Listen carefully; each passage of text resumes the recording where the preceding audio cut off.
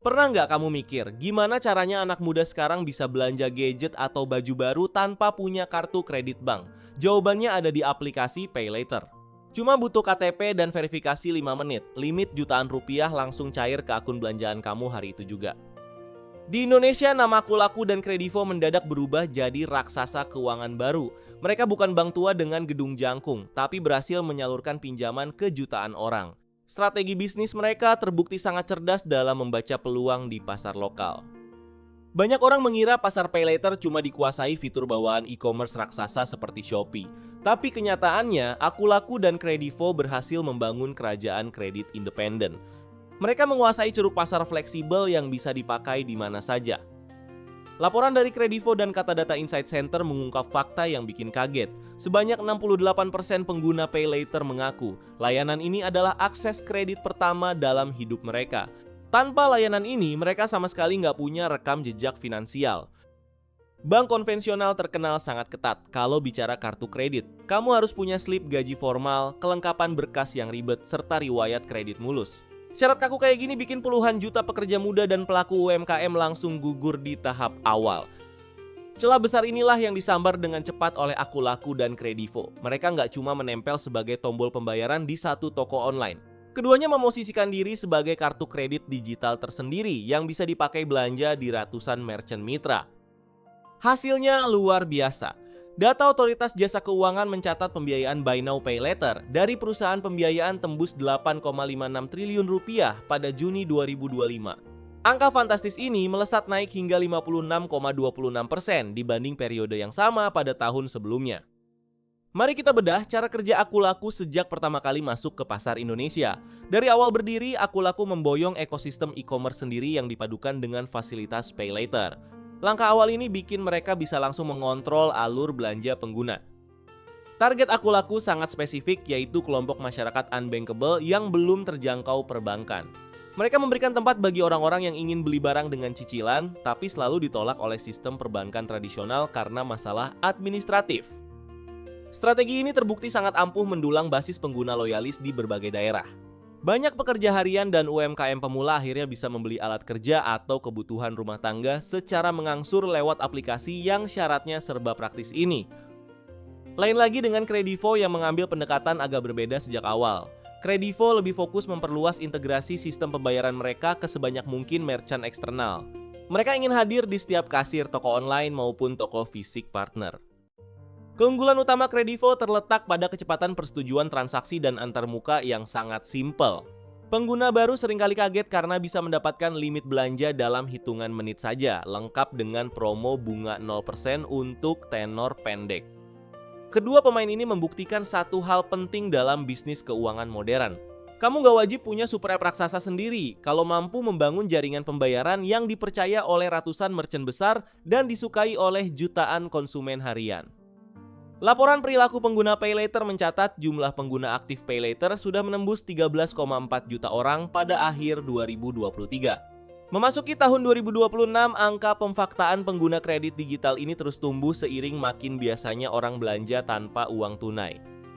Pertumbuhan jumlah pengguna yang sangat masif ini menciptakan efek jaringan yang kuat. Semakin banyak pembeli yang punya limit PayLater, semakin terdesak pula para pemilik toko online untuk memasang metode pembayaran ini agar tidak kehilangan calon pembeli. Tapi tunggu dulu, apakah Akulaku dan Kredivo benar-benar nomor satu di seluruh pasar tanpa lawan? Kalau kita bedah data riset konsumen secara menyeluruh, ternyata ceritanya jauh lebih menarik dan tidak sesederhana yang sering dibayangkan orang di media sosial. Berdasarkan survei Populix pada industri PayLater, Shopee PayLater sebenarnya memegang posisi teratas dalam ingatan masyarakat. Dari sisi top of mind, Shopee PayLater menguasai 89%, sementara Kredivo mencatatkan 38% dan Akulaku berada di 36%. Dari tingkat penggunaan rutin, Shopee PayLater juga unggul dengan angka 77%, sedangkan tingkat pemakaian Akulaku tercatat sebesar 18% dan Kredivo ada di angka 14%. Angka ini membuktikan peta persaingan yang cukup berjarak di tingkat umum. Lalu kenapa judul perbincangan kita menyebut Akulaku dan Kredivo berhasil menguasai pasar? Karena di kategori PayLater non-platform atau kredit independen lintas merchant, dua nama inilah yang memegang kendali paling dominan dan menjadi standar industri. Shopee PayLater memang sangat kuat, tapi penggunaannya terbatas pada ekosistem platform mereka sendiri. Sementara itu, Kredivo dan Akulaku bekerja seperti kartu kredit serbaguna yang bisa kamu pakai belanja di berbagai situs e-commerce hingga toko retail. Kemampuan untuk dipakai secara lintas platform inilah yang membuat nilai bisnis Akulaku dan Kredivo sangat tinggi. Mereka tidak tergantung pada nasib satu marketplace saja, melainkan menjadi penyedia infrastruktur kredit bagi seluruh industri e-commerce. Bahkan bagi Akulaku Finance, segmen PayLater adalah jantung utama dari seluruh bisnis mereka. Data perusahaan menunjukkan bahwa 87% portofolio pembiayaan Akulaku Finance pada Juni 2025 datang dari produk PayLater yang mereka salurkan ke masyarakat. Ketergantungan yang sangat tinggi ini membuat mereka terus berinovasi memperluas jangkauan merchant. Mereka tidak cuma mengincar transaksi online, tapi juga merambah transaksi offline di gerai minimarket, restoran, hingga pusat perbelanjaan di kota besar. Sekarang mari kita lihat fakta menarik soal sebaran wilayah pengguna PayLater di seluruh Indonesia. Dari data riset Kredivo dan Katadata, ternyata transaksi PayLater belum tersebar merata di seluruh pulau, melainkan masih menumpuk ketat di Pulau Jawa. 5 provinsi di Jawa menyumbang porsi terbesar transaksi nasional, yaitu Jawa Barat, DKI Jakarta, Banten, Jawa Timur, dan Jawa Tengah. Jawa Barat secara konsisten menempati urutan paling atas dalam hal jumlah pengguna aktif dan nilai total transaksi bulanan. Dominasi Jawa ini terjadi karena literasi digital, infrastruktur internet, serta penetrasi merchant di wilayah tersebut sudah jauh lebih matang. Pekerja muda di kawasan perkotaan Jawa menjadi motor utama yang menggerakkan perputaran uang di aplikasi PayLater. Namun dari sudut pandang strategi bisnis, konsentrasi ini juga menyimpan potensi yang sangat masif. Pulau-pulau luar Jawa seperti Sumatera, Sulawesi, dan Kalimantan menjadi lahan ekspansi baru yang siap digarap ketika infrastruktur digital semakin merata. Nah, apa rahasia utama di balik kemampuan Akulaku dan Kredivo dalam memberikan persetujuan kredit dengan sangat cepat? Jawabannya ada pada teknologi skor kredit mandiri yang memanfaatkan algoritma pembelajaran mesin dan analisis data berukuran raksasa. Kalau bank butuh waktu berminggu-minggu buat cek riwayat rekening, aplikasi PayLater cuma butuh waktu hitungan menit. Algoritma mereka menganalisis jejak digital calon peminjam, seperti riwayat belanja online, lokasi ponsel, hingga pola pembayaran tagihan bulanan. Sistem otomatis ini bikin keputusan kredit jadi sangat fleksibel dan adil bagi kelompok muda. Orang yang nggak punya slip gaji resmi tetap bisa dapat limit belanja, asalkan algoritma menilai perilaku digital dan pola transaksi mereka tergolong berisiko rendah. Perubahan juga terjadi pada jenis barang yang dibeli menggunakan fasilitas PayLater. Kalau dulu orang memakai cicilan hanya untuk barang mahal seperti smartphone atau laptop, sekarang polanya sudah bergeser drastis ke kebutuhan harian yang sifatnya esensial. Data perilaku pengguna menunjukkan bahwa produk kecantikan, perawatan tubuh, makanan, alat tulis, hingga layanan kesehatan makin sering dibayar pakai PayLater. Fenomena ini membuktikan bahwa PayLater sudah bergeser menjadi alat manajemen kas harian masyarakat. Banyak pekerja menggunakan PayLater untuk menutupi kebutuhan mendesak di akhir bulan sebelum tanggal gajian tiba. Begitu gaji masuk rekening, mereka langsung melunasi tagihan PayLater agar tidak kena denda keterlambatan atau potongan biaya tambahan. Dari sisi psikologi keuangan, kemudahan PayLater bekerja menyentuh persepsi mental pengguna.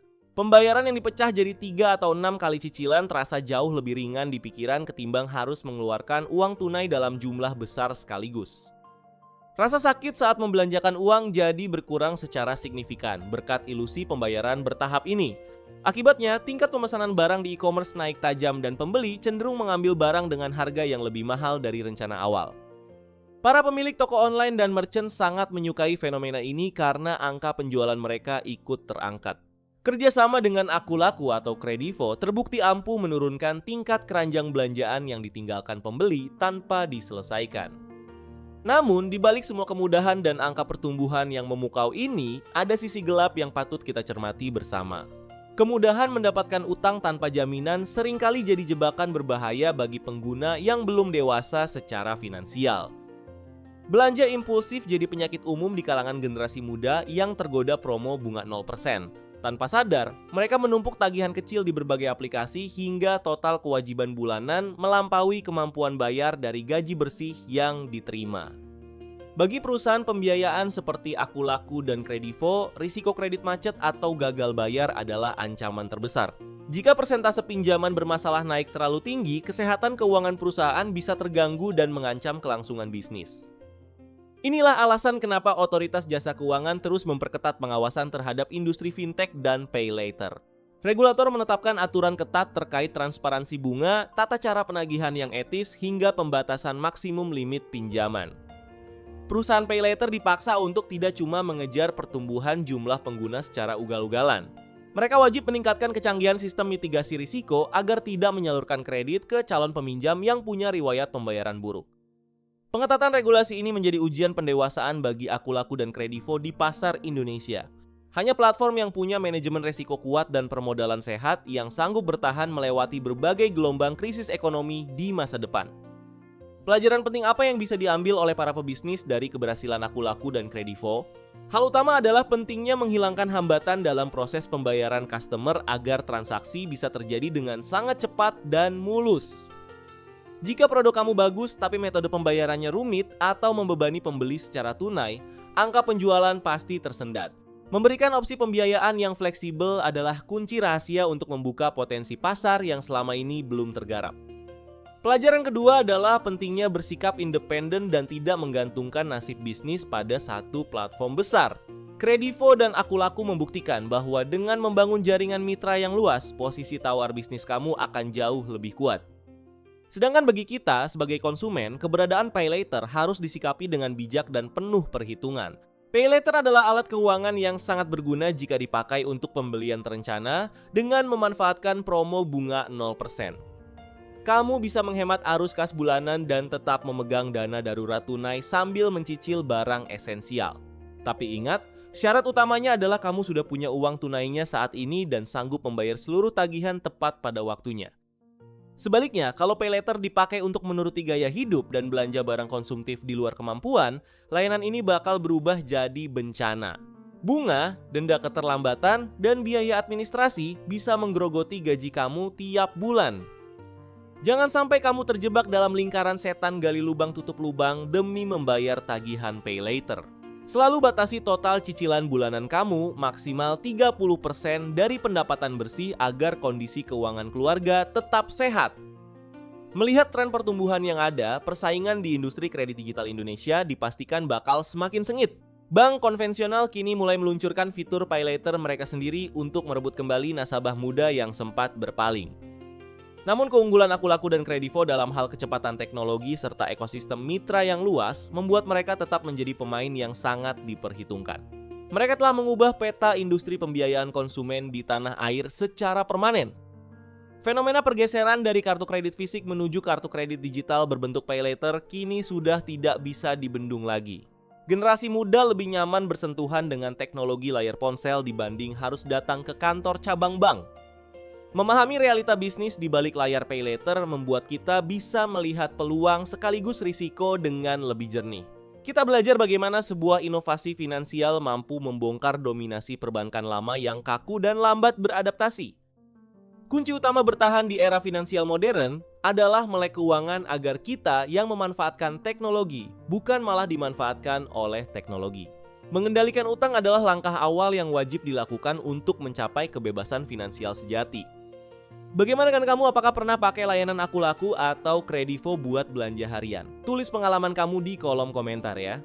Kalau suka pembahasan bisnis seperti ini, jangan lupa klik tombol like, tinggalkan komentar relevan, dan subscribe ke channel Laba Bisnis agar tidak ketinggalan video edukatif berikutnya.